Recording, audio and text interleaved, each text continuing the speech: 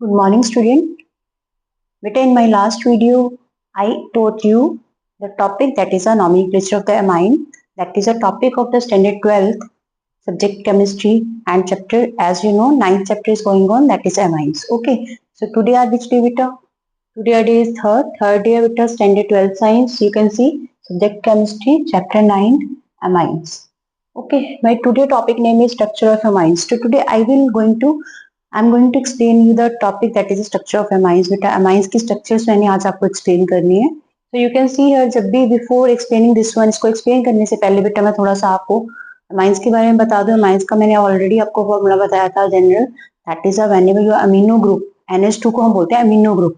तो हमारा amino group alkyl group के साथ attach होता है. That is your amines. ठीक है, उसको हम क्या बोलते हैं बेटा? अमाइंस. ठीक है, बट आज मुझे सिर्फ स्ट्रक्चर आपको ड्रॉ करवानी है because in my last video I explain the intro, then nomenclature of amines and after that the topic that is in your NCERT book that is the structure of amines.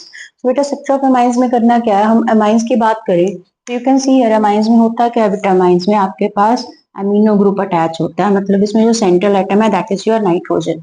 कौन सा central atom होता है बेटा इसमें? Nitrogen. और nitrogen में क्या होता है? इसमें एक एल्काइल ग्रुप होता है. दैट मींस जो ये नाइट्रोजन है वो कितनी बॉन्डिंग कर रहा है? 3 बॉन्डिंग कर रहा है. किस किस के साथ? 2 हाइड्रोजन के साथ और एक 1 एल्काइल ग्रुप के साथ, अगर मैं प्राइमरी अमीन की बात करूं. Right, but as we know nitrogen में कितने बैलेंस इलेक्ट्रॉन कितने होते हैं? 5. 5 में से 3 अगर बॉन्डिंग कर रहे हैं तो 2 जो बचे वो किसका काम करेंगे बेटा? लोन पेयर का. That lone pair I am going to represent that one. ये क्या बेटा? हमारे लोन पेयर. लोन पेयर बेटा हमारे वो होते हैं which is not participating in the bond formation. जो बॉन्ड बनाने में पार्टिसिपेट नहीं करते उनको हम लोन पेयर बोलते हैं. ओके बेटा, स्ट्रक्चर में मेन चीज यही थी आपको जो मैंने बतानी थी कि नाइट्रोजन में एज यू कैन सी यहाँ पे मैंने लिखा हुआ है, आप देख सकते हैं बेटा. नाइट्रोजन उसका atomic number Z is equal to 7. Z का रिप्रेजेंट कर रहा है उसका एटॉमिक नंबर. EC मींस उसकी इलेक्ट्रॉनिक कॉन्फ़िगरेशन की बात कर रहे हैं. Whenever we are going to write the electronic configuration of nitrogen that is a 1s2 2s2 और 2p3. यही होगी ना बेटा. But whenever we are studying about the bonding या फिर किसी भी एलिमेंट की अगर हम बॉन्डिंग की बात करें तो उसमें only valence electron that are going to be participate. उसमें सिर्फ जो उसके बैलेंस इलेक्ट्रॉन्स होते हैं ना बेटा वही पार्टिसिपेट करते हैं. राइट, तो आपने यहाँ पे भी देखना है इसमें बैलेंस इलेक्ट्रॉन्स पार्टिसिपेट करेंगे. बैलेंस इलेक्ट्रॉन्स होते क्या है? Valence electrons are those electron that are present in the outermost shell या बैलेंस शेल. तो बेटा सबसे बाहर वाले शेल में इलेक्ट्रॉन्स प्रेजेंट होते हैं, उनको हम बैलेंस इलेक्ट्रॉन्स बोलते हैं. तो इसमें बाहर वाला शेल कौन सा है? पहले इनर शेल तो फर्स्ट है, सेकंड बाहर वाला कौन सा हुआ? सेकंड. तो राइट, सेकंड वाले में कितने इलेक्ट्रॉन्स आ रहे हैं बेटा? S वाले में 2 है, P में 3 है, तो total will be 5 electrons. Got it? So among your this 5 electrons 3 are going to make with the bond within 1 alkyl and 2 hydrogen. 5 में से बेटा 3 तो बॉन्डिंग बना रहे हैं किसके साथ? अगर हम प्राइमरी अमीन की बात करें, एक एल्काइल ग्रुप और 2 हाइड्रोजन. बचे कितने? 5 में से 2 बच गए. जो बॉन्ड में पार्टिसिपेट नहीं कर रहे वो मैंने एज इट इज शो कर दिया, जिसको हम क्या बोल रहे हैं? Lone pair. Got it? So बेटा यहाँ पे मैंने नाइट्रोजन लिखा है. You can see nitrogen. इसकी GS मीन्स ग्राउंड स्टेट की बात कर रहे हैं, मतलब जिस टाइम ये बॉन्डिंग में पार्टिसिपेट नहीं कर रहा है उसमें हम क्या करें? ग्राउंड स्टेट में आपके जो इलेक्ट्रॉन्स हैं यहाँ पे इनर शेल के अकॉर्डिंग ये कौन सा ऑर्बिटल है बेटा? 2s. This one 2p. s में कितने आ रहे हैं हमारे? 2. That's why written 1 2. p में हमें पता है p सब शेल में कितने ऑर्बिटल्स होते हैं? 3. 1 2 3. px py pz. p में कितने? 3 है तो यहाँ पे 3 मैंने फिल कर दिए. Got it? But in your amines the bonding only within the 3 elements. हमारे पास जो बॉन्डिंग रहती है वो तीसरे 3 और अदर एलिमेंट्स के साथ रहती है, इसलिए 3 वाले अनपेयर्ड शो करने हैं और एक आपको पेयर्ड शो करना है. अब जो पेयर्ड वाला ये बॉन्ड में पार्टिसिपेट नहीं कर रहा तो ये किसका काम करेगा? लॉन पेयर का. I have written that thing. You can see जो बॉन्ड में पार्टिसिपेट नहीं कर रहा, और जो बॉन्ड में पार्टिसिपेट कर रहा है that makes a hybrid orbital. वो क्या बनाएगा बेटा? Hybrid orbital. राइट, अब हाइब्रिड ऑर्बिटल कई बच्चों को नहीं पता, बट बेटा आपको you must have to know about that. आपको पता होना चाहिए कि 11th स्टैंडर्ड का टॉपिक है ये. हाइब्रिड ऑर्बिटल्स क्या होते हैं बेटा? ये हाइब्रिड ऑर्बिटल हमारे हाइब्रिडाइजेशन फिनोमिनन से आए हैं. हाइब्रिडाइजेशन बेटा एक वो फिनोमिनन होता है जिसमें हम एटॉमिक ऑर्बिटल्स की इंटरमिक्सिंग करते हैं. किसकी? एटॉमिक ऑर्बिटल की इंटरमिक्सिंग करते हैं जिनकी एनर्जी थोड़ी सी डिफरेंट होती है. राइट, फिर वो अपनी एनर्जी को रीडिस्ट्रीब्यूट कर लेते हैं एक दूसरे में एनर्जी रीडिस्ट्रीब्यूट करेंगे तो आपके पास एक नया सेट बनता है ऑर्बिटल का. वो जो नया सेट बनना है ना ऑर्बिटल का, उसकी एनर्जी भी सेम होगी और उनकी शेप भी आइडेंटिकल सेम होगी. राइट, उस फिनोमिनन को बोलते हैं हाइब्रिडाइजेशन. और वो जो न्यू सेट बना है ऑर्बिटल का उनको बोलते हैं हाइब्रिड ऑर्बिटल. तो जब ये 2s 2p वाले आपस में क्या करेंगे, इंटरमिक्सिंग करेंगे, तब आपके पास एक नया सेट बनेगा, और जो नया सेट बनेगा उसमें भी क्या होगा, आपके पास एनर्जी सेम हो जाएगी और शेप उनकी सेम हो जाएगी। Got it. तो बेटा ये थे हमारे लॉन पेयर, ये थे हमारे थ्री पेयर। इसी बेसिस पे हमने स्ट्रक्चर पूरी की पूरी क्या करनी है, एक्सप्लेन करनी है।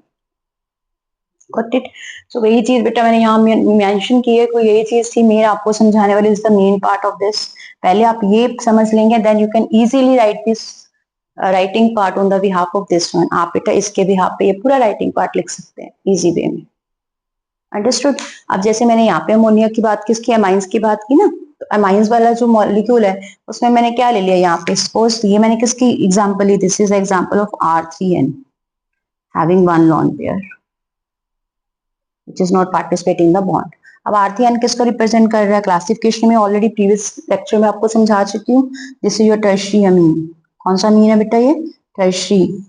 वाई, बिकॉज 3 एल्काइल ग्रुप है प्रेजेंट देयर। तो यहाँ पे भी 3 एल्काइल ग्रुप है, देख सकते हैं 1 2 3। How many alkyl groups are there, 3। और एक इसमें लॉन पेयर है, that I am going to represent like that. Okay. अब आप अगर आप वैसे देखें तो बेटा नाइट्रोजन में टोटल कितने इलेक्ट्रॉन्स पार्टिसिपेट, मतलब कितने इन्वॉल्व कितने हो रहे हैं, एक जो बॉन्ड में पार्टिसिपेट नहीं कर रहा और 3 जो बॉन्ड में पार्टिसिपेट, टोटल कितने हो गए, 4।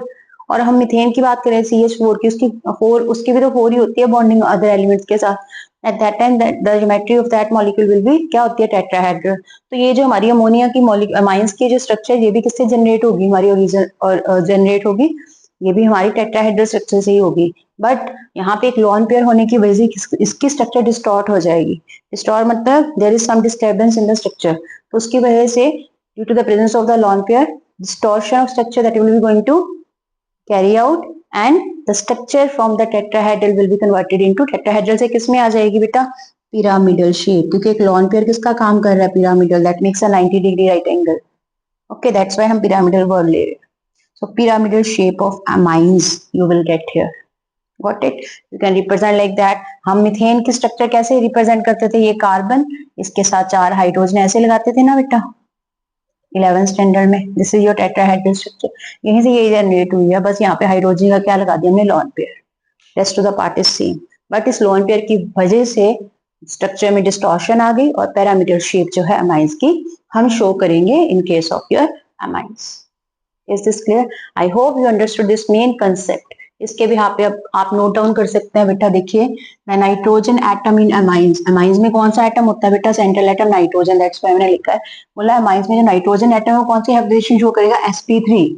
कैसे sp3 आई बेटा, ये देख लो, एक लॉन पेयर का मतलब s, पी के कितने इन्वॉल्व हो रहे, 3, तो कौन सी हाइब्रिडेशन होगी यहाँ से, sp3। सो नाइट्रोजन एटम जो है हमारा अमाइंस का, वो कौन सी हाइब्रिडेशन शो कर रहा है, sp3 hybridization। Got it? This one. Okay. Then उसमें से ये बता दिया मैंने, 3 orbitals, 3 hybrid orbitals are involved। किसमें इन्वॉल्व हो रहे हैं, बॉन्ड फॉर्मेशन। 3 hybrid orbitals क्या बना रहे हैं, bond.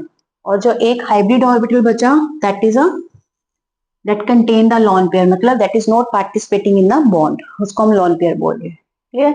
So that gives the shape of, कौन सी शेप दे देते हैं वो, pyramidal, that you have, that you can see here. Is this clear? Hope you understood this concept. Beta, this is about the alkyl amine. ये alkyl amines की बात की। Same like that we have a one more amines, that is a aryl amine. aryl amine क्या होता है, ये भी मैंने अपनी लास्ट वीडियो में आपको एक्सप्लेन किया हुआ है। aryl amine बेटा उसको बोलते हैं whenever your amino group is going to be directly substituted on the benzene ring।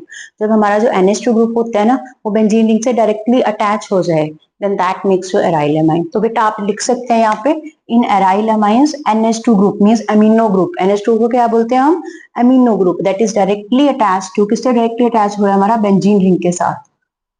Right, so you can सी, आपकी बेंजीन रिंग थी, इसके ऊपर मैंने डायरेक्टली क्या लगा दिया यहाँ पे, NH2 group, amino group, then that becomes aniline. इसको क्या बोलेंगे, एनिलीन। और आईयूपीएसी नेम देखिए, ये तो कॉमन नेम हो गया बेटा इसका, और आईयूपीएसी नेम क्या आएगा, NH2 को अमीनो बोलते हैं। So you can see here amino किसके साथ अटैच है, बेंजीन के साथ, it's name will be amino benzene, आप ये भी लिख सकते हैं। Okay, so that is the way to show the structure of your this alkyl amine as well as the aryl amine, right? they एक ही NH2 के साथ एक ही aryl लगा है, then that is your primary aryl amine। ये किस तरह का amines आया, प्राइमरी, क्योंकि एक ही aryl ग्रुप लगा है। बट इन दिस एक आपका aryl हो गया बेटा, और 2 आपके क्या हो गए, alkyl। then that will come in the cadre of tertiary. ये किस cadre में आया बेटा? tertiary amine में. क्लियर है? और मैंने आपको बताया था tertiary amine में हम एक को क्या मानेंगे? फंक्शनल ग्रुप, और एक को क्या दो को क्या मानेंगे? सब्स्टिट्यूएंट. तो यहाँ पे सब्स्टिट्यूएंट कौन सी होंगे? ये वाले CH3. कितने CH3 है बेटा? 2 है. किसके साथ लगे? नाइट्रोजन के साथ. जितनी बार लगे उतनी बार NN लिखना है आपको. What is it? जितनी बार बेटा आपके सब्स्टिट्यूएंट लगे होते हैं नाइट्रोजन के साथ उतनी बार NN लिखना है. NN क्या शो कर रहा है? कि that makes a bond with in nitrogen. Okay, so बेटा यहाँ पे आप देख सकते हैं 2 बार है तो N, N हाइफन. 2 बार थी तो डाया. CH3 को क्या बोलते हैं बेटा? मिथाइल. राइट. और रिमेनिंग पार्ट तो पता ही आपको क्या है? बेंजीन अमाइन या amino benzene. Okay, that is a way to write the name of this aryl amine. Okay, so this is all about your structure of the amines. I hope you understood my today's lecture. Still, if you have any doubt beta, then you can ask it out in the comment section. Okay, तो मिलते हैं बेटा next video में within the next topic in which we will study the method of preparation of amines. कैसे हम amines की preparation करते हैं. Okay, thanks to all beta.